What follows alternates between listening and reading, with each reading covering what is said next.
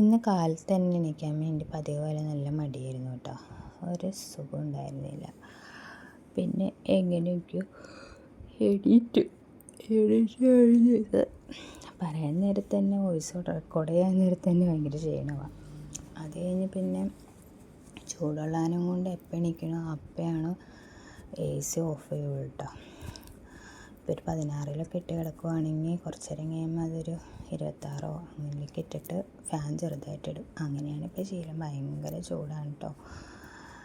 പിന്നെ അത് കഴിഞ്ഞ് വീണ്ടും എണീക്കണമെങ്കിൽ കുറേ നേരം ചിന്തിച്ചു. പിന്നെ ഫോണെടുത്ത് ആദ്യമേ നോക്കുമല്ലോ നമ്മൾ, അങ്ങനെയാണല്ലോ വീഡിയോ എടുക്കുന്നത്. അത് കഴിഞ്ഞ് പിന്നെ എണീറ്റ് പല്ല് തേച്ച് ഛർദിയുടെയും ഗ്യാസിൻ്റെയും ഗുളിക കഴിച്ചു. പിന്നെ കരിക്കിൻ്റെ വെള്ളം കുറച്ച് കുടിച്ചു.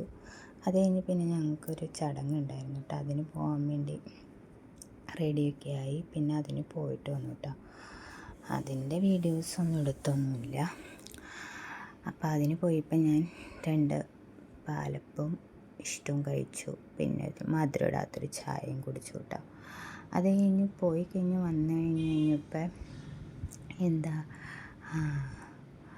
മുടി ഒന്ന് ചെറുതായിട്ട് നോക്കിയിട്ട് ആ മുടിയൊക്കെ ആകെ കൊഴിഞ്ഞ് നീളം മാത്രമേ ഉള്ളൂ കേട്ടോ. പ്രഗ്നൻസി ടൈമിൽ ഇച്ചിരി കൊഴിച്ചിൽ കൂടിയെന്ന് തോന്നുന്നു തുടക്കത്തിലേ തന്നെ.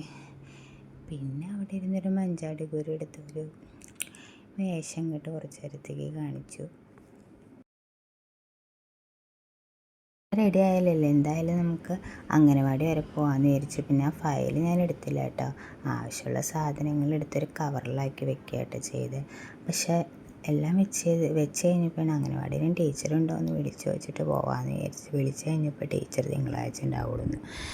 എൻ്റെ ഹസ്ബൻഡിൻ്റെ വീട്ടിൽ അംഗനവാടിയിൽ ഓൾറെഡി പേര് കൊടുത്തൊക്കെ ഉണ്ട്. അപ്പോൾ ഇപ്പോഴും അവിടേക്ക് പോകാൻ പറ്റില്ലല്ലോ എന്നോർത്ത് ഇവിടെ. പിന്നെ ഞാൻ ഡ്രസ്സൊക്കെ മാറിയിട്ട് പിന്നെ ഞങ്ങളുടെ വീട്ടിലെ പൂച്ചയാണ് കേട്ടോ.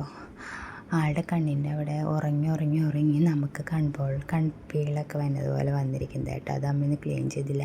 എൻ്റെ റൂമിൽ കയറ്റൽ കുറവാണ്. പക്ഷേ ഇന്ന് ആളവിടേക്ക് വന്നു. തണുപ്പുള്ളാനും കൊണ്ടേ ആൾ റൂമിലേക്ക് വന്നു. പിന്നെ കാലത്ത് എണീറ്റ് എനിക്ക് ഈ ചെടിയുടെ വീഡിയോസൊന്നും, അതായത് വിത്ത് നട്ടതിൻ്റെ വീഡിയോ ഒന്നും എടുക്കാൻ പറ്റി. പിന്നെ പുറത്തുണ്ടായത് അത് പോയിട്ടോ എങ്ങനെയെന്ന് അറിയില്ല.